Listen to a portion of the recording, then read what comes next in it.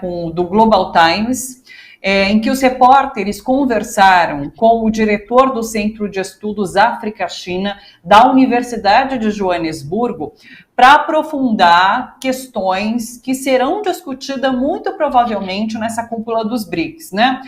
E é uma entrevista bastante interessante que ele traz esses pontos e para onde pode rumar essa cúpula, não, professor?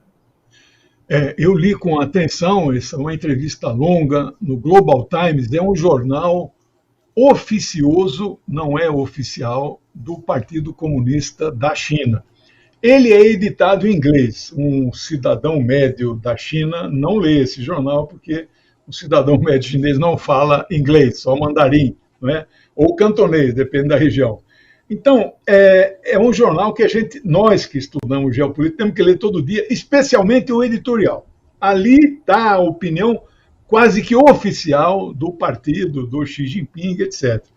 Ao fazer essa entrevista com esse professor, David Moaney, né, um grande especialista, é o Centro de Pesquisas das Relações África-China, né, ele aponta várias questões que eu queria compartilhar com vocês, por isso que trouxe esta entrevista. Ela não é uma matéria, ela não é uma reportagem, mas ela dá pistas, e eu fico pensando assim, o que ele fala ali é a opinião do governo da África do Sul, que evidentemente ajuda a financiar e apoiar esse centro de pesquisa, né?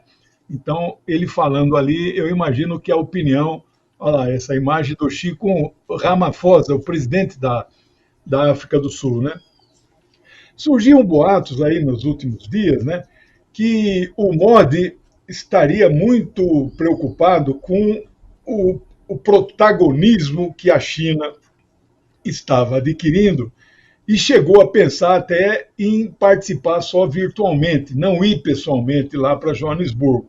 Mas acho que isso foi só boato mesmo, e se ele teve essa vontade, ele desistiu, porque ele estará lá e confirmou. Nós sabemos que a China e a Índia, que têm fronteiras imensas, milhares de quilômetros, em pelo menos 2 pontos desta fronteira existem conflitos que ocorrem escaramuças, né?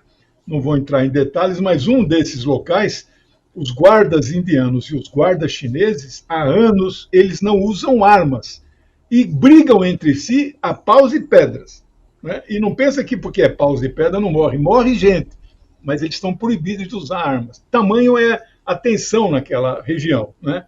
Mas isso será superado em algum momento.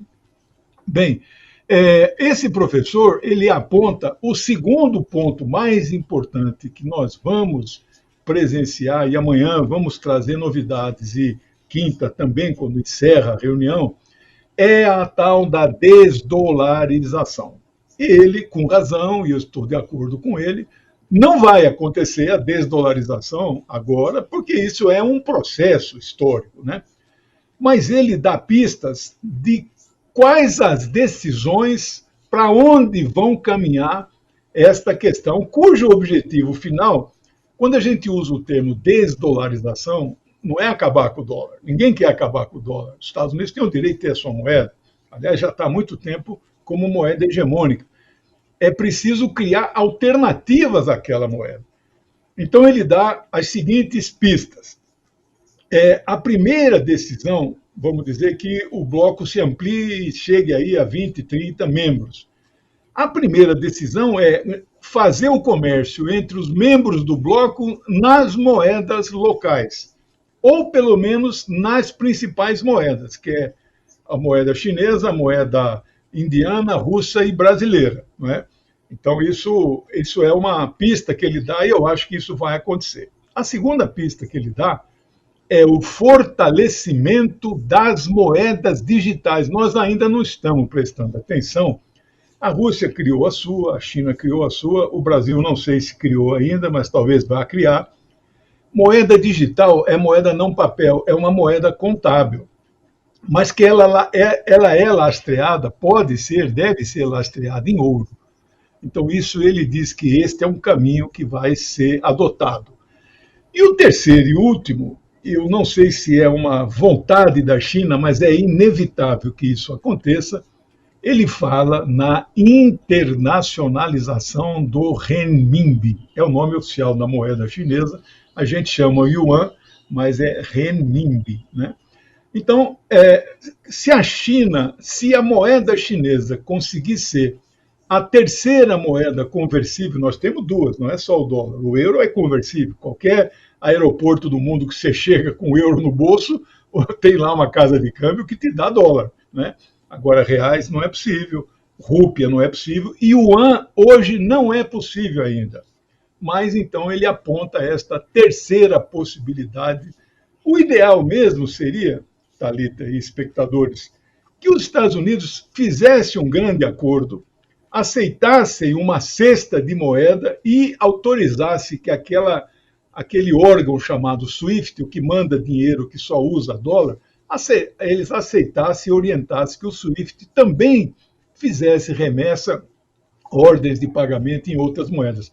Mas isso os Estados Unidos não vão fazer. O SWIFT está sob controle dos Estados Unidos, é isso? É um mecanismo dos Estados Unidos. São 29 bancos centrais, mas quem manda é os Estados Unidos. Igual a OTAN, né? A OTAN são 31 mesmo, mas quem manda é os Estados Unidos. Né? Perfeito.